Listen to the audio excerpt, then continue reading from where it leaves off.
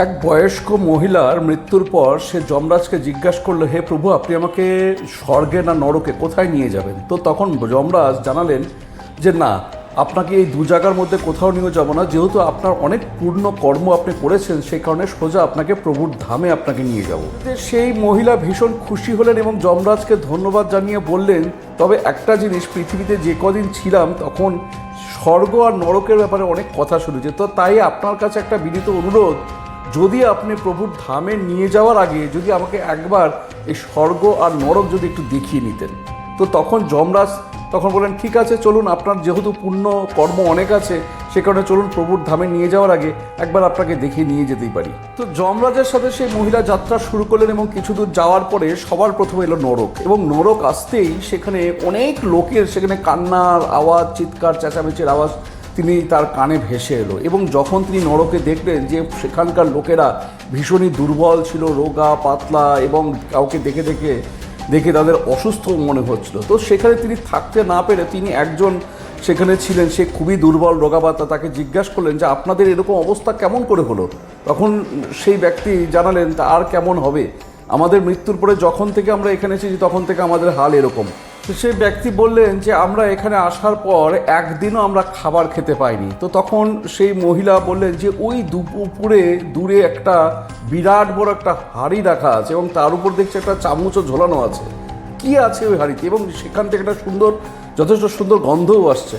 তো তখন সেই ব্যক্তি বললেন, সেখানে অ্যাকচুয়ালি আছে একটা ক্ষীরের হাঁড়ি, কিন্তু ব্যাপারটা হচ্ছে সেই হাঁড়িটা এত দূরে যে আমরা সেখান থেকে উঠে সেখান থেকে ক্ষীর খাওয়ার আমরা সে সক্ষমও না। সেই ব্যক্তির কথা শুনে মহিলা সত্যি ভাবলেন, সে তো স্বাভাবিক, এত উঁচুতে পারা তো চারটিখানি ব্যাপার নয়। তো তাদের উপর কিছুটা দয়া মায়া হলো এবং হয়ে সেখান থেকে সে বেরিয়ে পড়ল। মহিলা পরে যেতে যেতে মনে মনে ভাবলেন যে সত্যি এত প্রকাণ্ড একটা ক্ষীরের হাঁড়ি তাদের চোখের সামনে, অথচ তারা কেউ সেখান থেকে একটু খেতে পারছে না।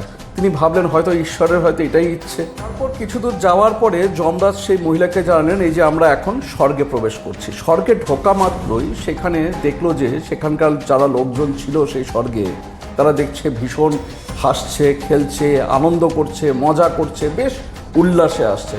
এবং সেই মহিলার ঠিক সেটাই নজরে এখানেও এলো যে ঠিক 300 ফুট উপরে, প্রায় 300 ফুট উপরে একটা প্রকাণ্ড একটা হাঁড়ি, এবং সেই হাঁড়ির উপর একটা বিরাট একটা হাতা ঝোলানো আছে। মহিলার তখন মনের মধ্যে কৌতূহল জন্মলো এবং এক ব্যক্তিকে সেখানে ডেকে বললেন যে আপনারা তো দেখছি এখানে খাওয়া দাওয়া হয়তো ঠিকঠাকভাবে হয়তো করতে পারছে না, কারণ এখানে যা দেখছি যে প্রায় 300 ফুট উপরে একটা হাঁড়ি ঝোলানো আছে, এবং যে জিনিসটা আমি নরকেও দেখে আসছি সেম এখানেও আমি একই জিনিস দেখছি, তাহলে তো হয়তো আপনারাও সেম খাওয়া দাওয়া করতে পারছেন না, কারণ এত উঁচুতে ক্ষীর তো পেরে খাওয়া সম্ভব নয়। আপনাদের দেখছি আপনারা বেশ সবাই বেশ ভালোভাবে হেসে খেলে উল্লাসে আনন্দে আপনারা দিন কাটাচ্ছেন, কি এর রাজটা কি? সেই ব্যক্তি জানালেন, যখন আমাদের খিদে পায় তখন আমরা সেই হাঁড়ি থেকে ক্ষীর পেরে আমরা খেয়ে নিই।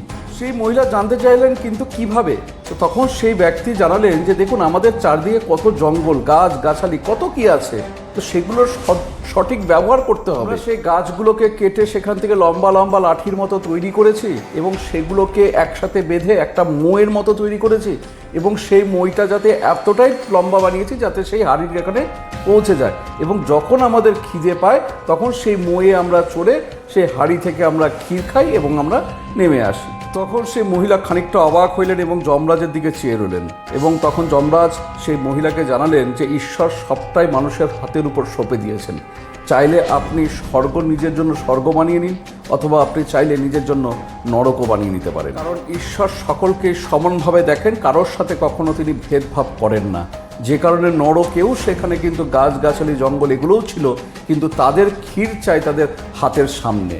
যে কারণে তাদের মনের মধ্যে, কারোর মনের মধ্যে এই উত্তর আসেনি যে এই গাছগুলো দিয়ে একটা মই বা সিঁড়ির মতো তৈরি করেও সেই হাঁড়ির কাছে পৌঁছে যাওয়াও সম্ভব ছিল, কারণ তাদের মধ্যে ছিল অলসতায় ভরা, এবং কারোর মধ্যে কর্ম করে ফল অর্জন করার ইচ্ছে সেটা কারোর মধ্যেই ছিল না। আর এটাই তো ঈশ্বরের নিয়ম, যে কর্ম করবে, যে পরিশ্রম করবে, সেই শুভ ফল পাবে। থেকে ভালো থাকুন, সুস্থ থাকুন, আর ভিডিওটাকে অবশ্যই লাইক, কমেন্ট এবং শেয়ার করুন। নমস্কার।